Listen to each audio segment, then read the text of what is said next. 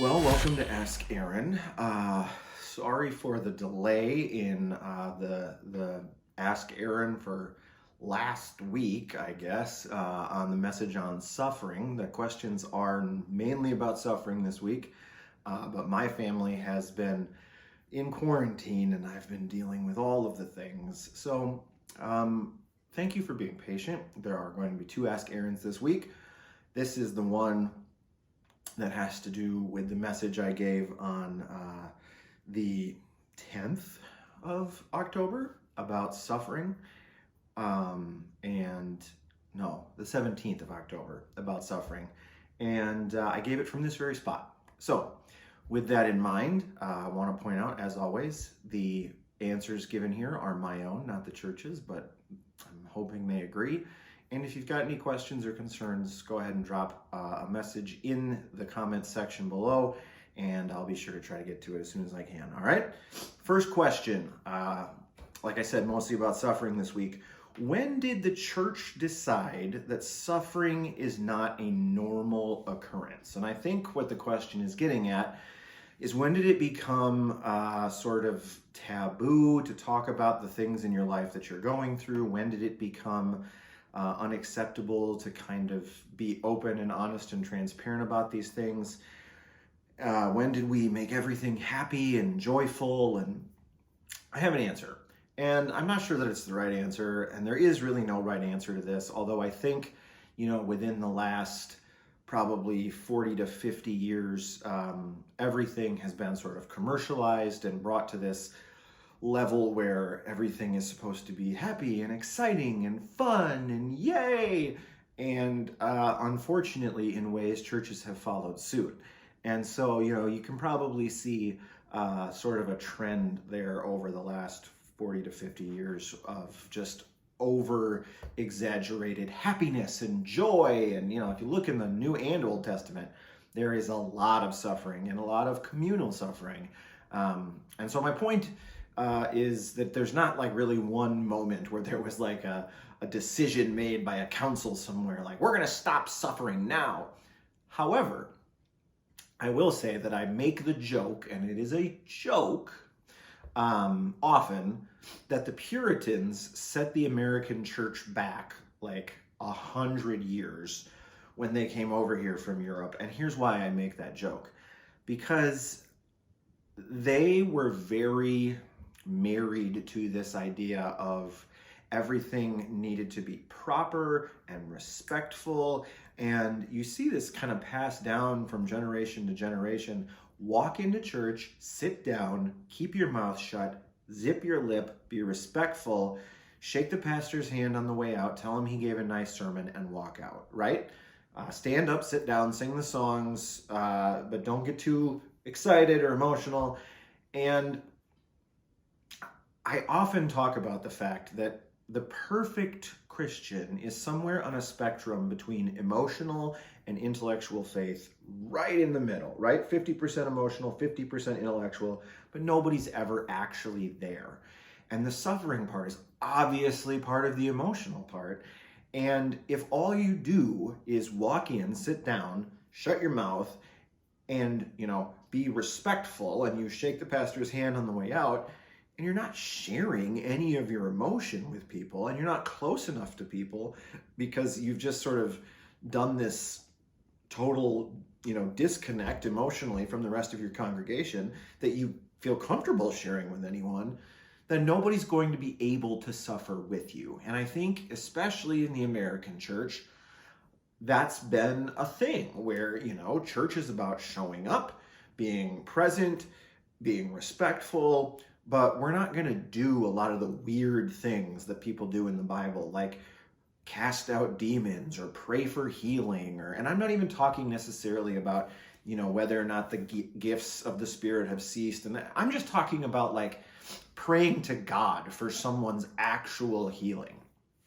Like, from a sickness or a cancer or whatever.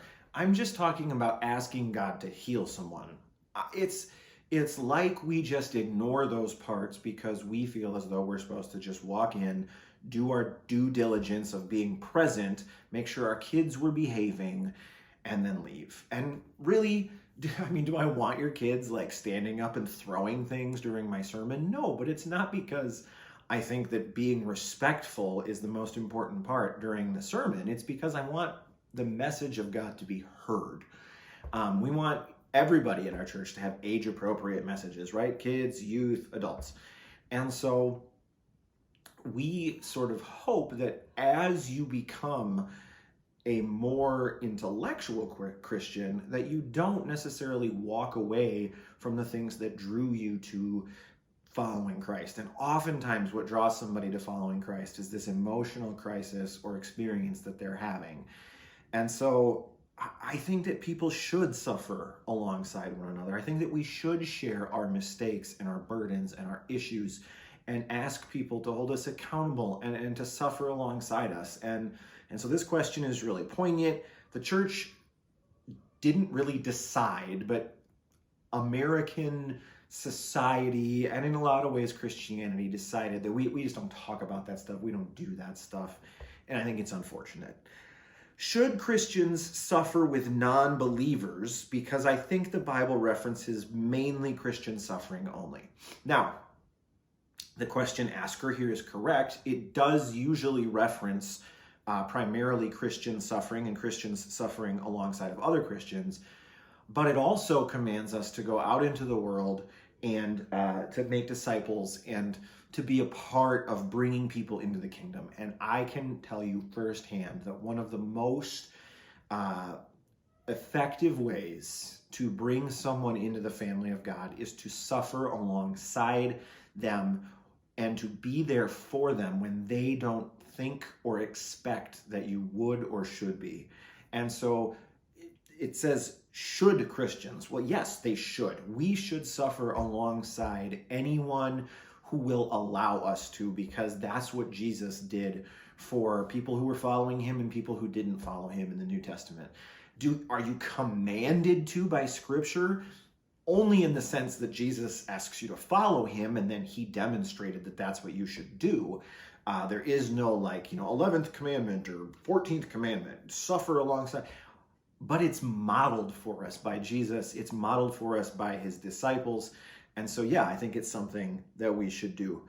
If someone at your work or in your neighborhood is suffering and they're not a believer, what an amazing opportunity to witness to them about the love of Christ and how Jesus suffers alongside us. Next question. Is the Bible asking us to go insane by rejoicing in suffering? There's a couple of verses in the New Testament where Paul tells us to rejoice in suffering. Peter says, I rejoice in my suffering. No, the Bible's not asking you to go insane. What it's asking you is to have some perspective. It's asking you to realize that even in the midst of suffering, you are destined for an eternity with your Heavenly Father, that you are destined to spend the rest of your non-natural life with Jesus. And so if earthly suffering exists, it pales in comparison to the celebration and the excitement and the joy and the peace that we will feel when we spend eternity with Jesus. And it also points out in several places that through suffering, we have our character revealed and we have our character redeemed and renewed, and we grow as people because of the suffering. And so, yes, we should rejoice in the fact that these things that we are going through are refining us and are making us better, or have the potential to, and we should allow them to. All right? Next question, and this one hits close to home because I am at home and I have been at home for a while. How sick should I be to stay home from church? Here's let's take 2020 and 2021 off the table, okay? Let's take all the guidelines and COVID thoughts and facts and we're just forget it. Forget all that, okay? Here's my answer. If you're sick and you know you're sick, like if you had a kid last night throw up and it was not pretty, and there's not like a good reason. Like for some reason, our daughter sometimes has an allergic reaction to something and she'll throw up and then she's fine. And we know she's fine. It's something we've learned over time, right? Or sometimes people throw up from anxiety and then the next day they're fine. And it's not a sickness. It's just something that they did. If your kid threw up because they've got the puke flu, don't come to church, because nobody in the nursery wants to deal with it the next night, or the kids who were in the nursery. Okay, like this. Be decent human beings. And again, COVID off the table. We're not even going there. We're not even talking about it. If you're sick, if you're walking around hacking up your lung, coughing into a handkerchief and then wiping it all over your face and then touching all the chairs and the pews and the wherever you go to church, don't. We live in the 21st century. There is a cool thing now called online church. You can watch church and worship online and come back the next week and not have missed anything that happened other than the in-person experience. Now, with all of that said, I do understand, and I do think that, if you have a sniffle or a headache, or you've got shingles or hives, or there's all sorts of sick, right? It depends on what kind of sick you are and how contagious something is. And so if you have a sickness and you're aware of it and it's contagious, you should stay home from church for the week, and it's okay to tune in online. We love that you tune in online, hillcityhudson.org or the Hill City Hudson app. It's okay. That's fine. It counts as coming to church. Jesus is okay with it. And the rest of us, thank you, because we don't have to be sick. But again, can you come to church with a clear conscience, knowing that you had a headache last night, or that you blew your nose a couple times? Or yes, like this is still the real world where people get sick and bad things happen. And so there is no perfect answer. There is no how sick should I be. If you're sick and you know you're sick and it's highly contagious, stay home. This is, again, pre-2020. Like, just be a commonly decent human. If you wouldn't want to catch what you have, don't bring it to church. Jesus will be okay with it. The pastor will forgive you for your open chairs. But all of that said, I just need to add this addendum onto the end. I am a very strong proponent of in-church attendance. Watching online is not exactly the same as being there in person. The online community is not the same as the church family that gathers together. So I am a huge proponent of coming to church. And if you're not super sick and contagious, you should be physically in church. If you're going to get up in the morning and watch church, get up 10 minutes earlier, put on some real clothes, and drive to church or walk to church. It's almost just as easy. Okay? There you go. I've answered it. I'm sure I've offended someone, but please understand, I'm trying the best I can. It was a very tricky question, and it was asked on purpose. Last question for today.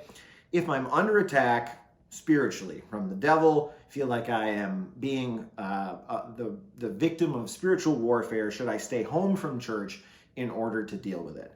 This one, there is a definite answer to, and I'm gonna close my computer so I can look the camera straight in the eye.